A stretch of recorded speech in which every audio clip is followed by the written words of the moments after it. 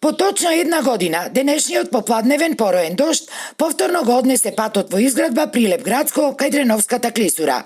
Стравични слики од надојдената вода ни испратија возачи кои околу 18 часот го поминувале овој дел од делницата во изградба. Според нивните кажувања, особено опасно било поминувањето низ тунелот кој бил полн со вода, а ништо побезбедно не било ниту на патот, кој повеќе наликувал на река отколку на пат. Прелеа реката, ова не е пат, ова е убиство, коментираа тие.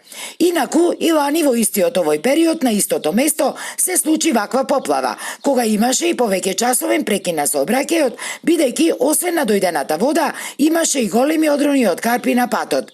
Револтираните граѓани тогаш реагираа на нестручно изведување на градежните работи.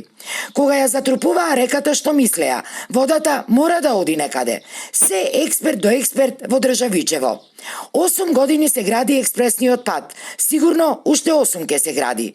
Кај што течела вода, пак ке тече. Делата на власта беа само дел од ланските коментари на социјалните мрежи. Инаку, изградбата на овој пат трае речиси една деценија. По промената на власта во 2016 година имаше неколкугодишен целосен прекин на градежните работи. Првичните најави беа дека истиот ќе биде готов до крајот на 2019, за потоа тој рок да биде пролонгиран до 2020 година, а сега пак е до јуни-јули 2023.